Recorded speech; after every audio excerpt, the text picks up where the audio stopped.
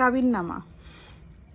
বর্তমান সময়ে কাবিননামা এমন একটা জিনিস হয়ে দাঁড়িয়েছে যে মানুষ যেমন যদি পশুর হাটে যায় তখন যেরকমভাবে দাম দস্তর করে, দাম দস্তর দেখায়, যদি দামে বনে তাহলে পশু কেনা হয়, আর যদি দামে না বনে তাহলে কেনা হয় না বা বিক্রি করা হয় না। বর্তমান সমাজে বিয়ে শাদিটা এরকম হয়ে গেছে। কেন বলছি? তার কারণ হচ্ছে যে কাবিননামা এমন একটা জিনিস যে অনেকে মনে করে যে 10 লাখ 20 লাখ টাকা যদি কাবিনে না লিখি তাহলে আমার মেয়েকে, আমার বোনকে, আমার ভাগ্নিকে যদি ডিভোর্স দিয়ে দেয় তাহলে কেমন হয়। এটা ভাবনা চিন্তা করে কাবিননামায় অনেকগুলো টাকা লেখার রীতি আছে।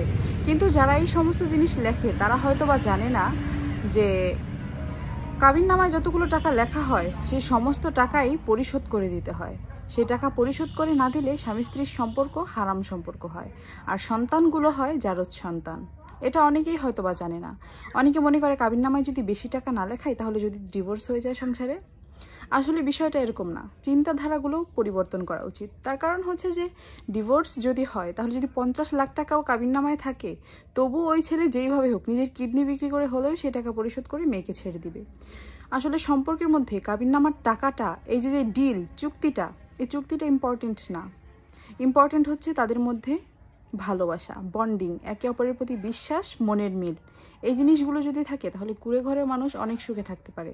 আর এই জিনিসগুলো যদি না থাকে তাহলে 10 তলা বিল্ডিংয়ের উপরে থেকেও, মার্সিডিজ এক্সপেন্সে চড়েও মানুষ সুখে শান্তিতে থাকতে পারে না। আসলে ভালোবাসা একটা সম্পর্কে খুব ইম্পর্টেন্ট, খুবই ইম্পর্টেন্ট। কাবিননামায় লক্ষ লক্ষ টাকা লেখার তো কোনো দরকার নাই। দেখবেন যে কেউ 10,000 টাকা কাবিননামায় 10,000 টাকা লিখেও আজীবন সুখে শান্তিতে সংসার করে। কখনো তাদের মধ্যে ঝগড়া, অশান্তি, কোনো ঝামেলা, কোনো বিরোধ কিচ্ছু হয় না। তারা কতই না সুখে শান্তিতে থাকতে পারে। আর কেউ দেখবেন 50 লাখ টাকাও কাবিননামায় লিখে তাদের মধ্যে ছাড়াছাড়ি হয়ে যায়, ডিভোর্স হয়ে যায়। আসলে আমাদের বোঝার অনেক ভুল আছে। আমরা মানুষ তো, আমাদের অনেক ভুল যেগুলো আমরা আসলে বুঝতে পারি না। আমরা সমাজের একটা রীতিনীতি ভেবে যেগুলোকে চালিয়ে দিই, এগুলো আসলে ভুল, এগুলো আসলে অন্যায়, এগুলো করা ঠিক না।